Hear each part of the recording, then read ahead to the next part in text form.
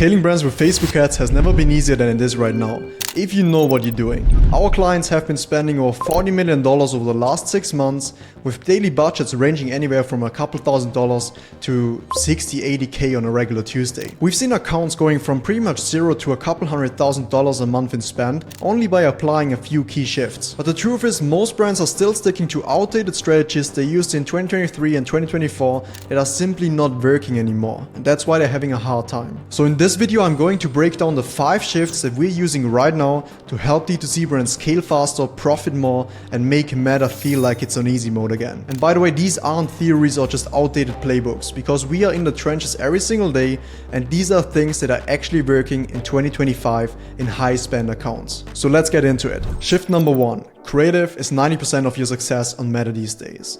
It's really true that creative is really the most important part in your Meta ads equation. You can have a pretty landing page, you can have great media buying, but if the creative isn't right, and with creative I really mean the messaging, then you can't succeed. And it's also true that a few key messagings that are just absolutely relevant to the custom audience are outperforming everything else, right? Winning creative is really where it's at when you're trying to scale. So that's why we're also using a framework that we call the RVI framework.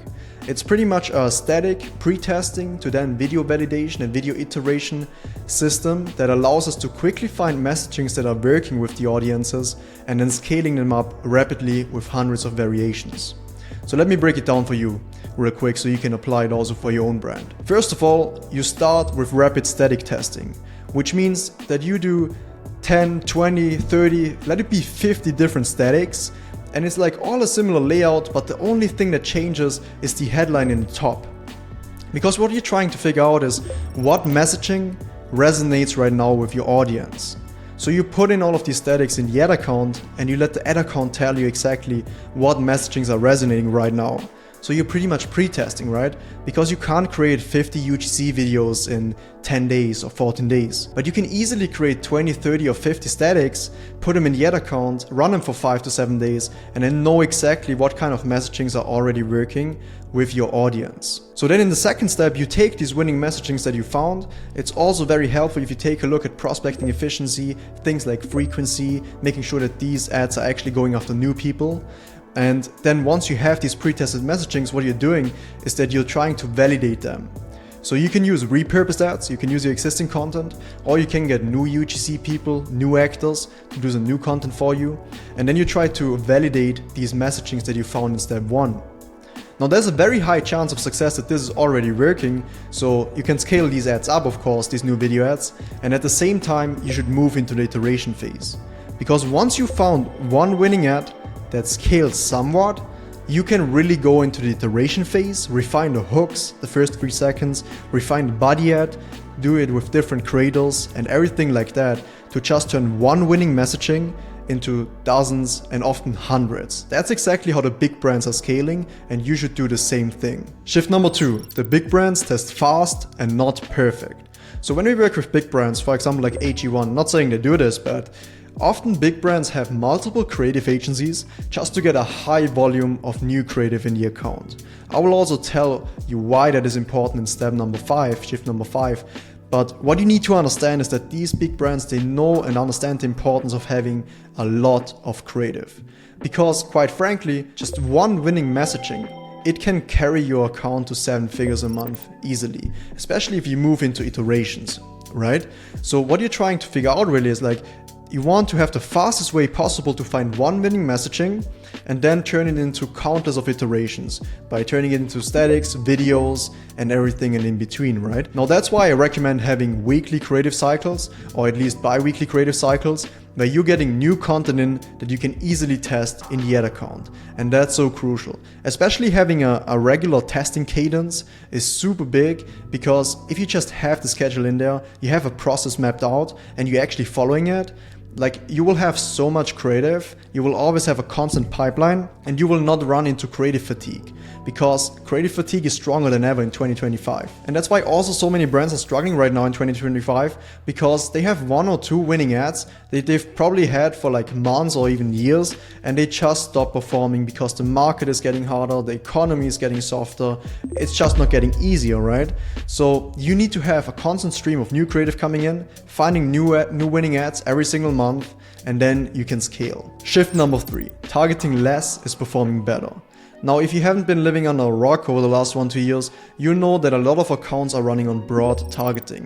And it's like even more predominant right now than it used to be in the past, because we have accounts that are spending really like tens of thousands of dollars a day, and they like haven't tried a single interest or lookalike in a very, very long time. Now, don't get me wrong, especially lately and like over the last 1-2 months, I have been sprinkling in an interest, a lookalike, something like that every now and then, and it's been working well. But what you need to understand is that you can't hack your way towards scale. What you need to understand is that the creative does the heavy lifting, the creative does the targeting, and by having better creative, more specific creatives, and you're more relevant to the custom audience, you're outperforming everyone else in the ad auction, and you will actually then get the good CPAs, you will be profitable, and you will be able to scale. So in terms of account structure, what it can look like is that when you have multiple creative tests, you usually test them on broad targeting, so you don't have any targeting limitations at all. This is what I also recommend. Now, in terms of the testing, you can either do one big ABO campaign and every single concept has its own ad set, or, and this is something I've been doing just recently over the last 2-3 weeks more, is that I have one CBO campaign per creative concept. And essentially what you're trying to do is that you're just cycling in these new creatives and you're trying to build multiple pillars in the ad account which it stands upon, right? So it has a strong foundation for scale. Once you see something taking off, you just scale it up. So you increase the actual test that has been working. And then once you have multiple winning creatives, you put them in a scaling campaign, you can use an ASC campaign, you can use a CBO campaign. There you can even use like interest or lookalikes to just give it some guidance and see if it works better for you. Or you can also use an ABO just with one broad ad set. That has also been working quite well lately. And you can of course try bid caps and cost caps, although these guys have been a bit unreliable over the last 1-2 months, I have to say. Shift number 4, scaling is done horizontally. Now, we just talked about scaling in different campaigns, but what I would like you to understand and think about, just having this principle in mind, is that you scale through different creative messagings, right? The more winning messagings in the account you have, the further you can scale. And that is really your goal, to be honest. So you should be testing many different creatives, and you should have a healthy split between iterations, which are just variations of the things that are working, and then also net new concepts.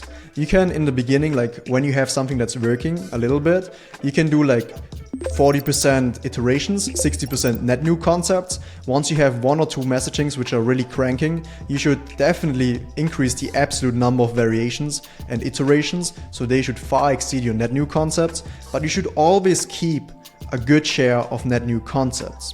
Because what you're trying to do is exactly what I just told you, having multiple pillars in the ad account. Because the more pillars you have, which is the more winning messagings you have, the stronger the foundation is and the further you can scale. And there are 2 main benefits when following this pillar approach, because, well, first of all, you can easily rip up the budget very aggressively when you have isolated different pillars.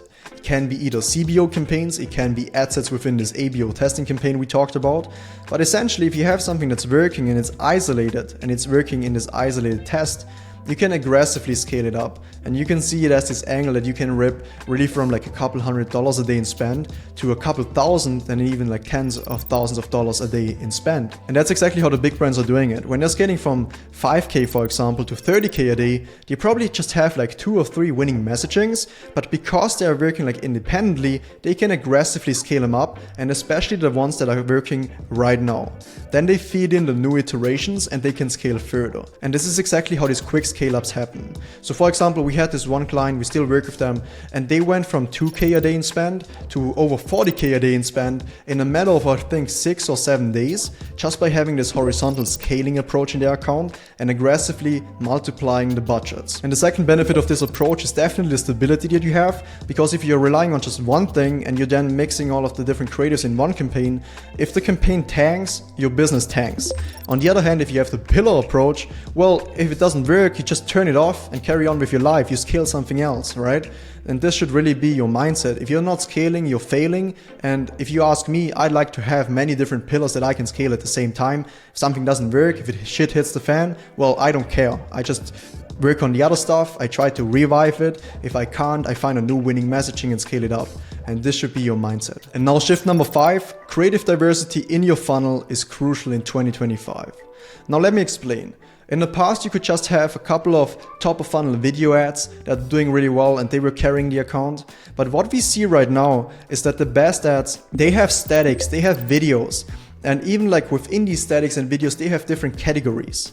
And the way we envision this is that we just think about the traditional marketing funnel, right? You have like super unaware audiences in the top, problem aware, solution aware, and then it drops down until like most aware and existing.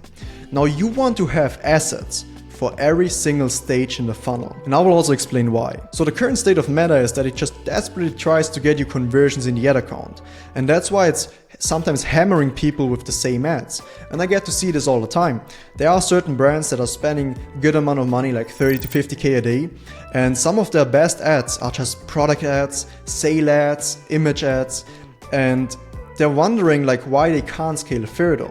And the reason is they're hitting a limit.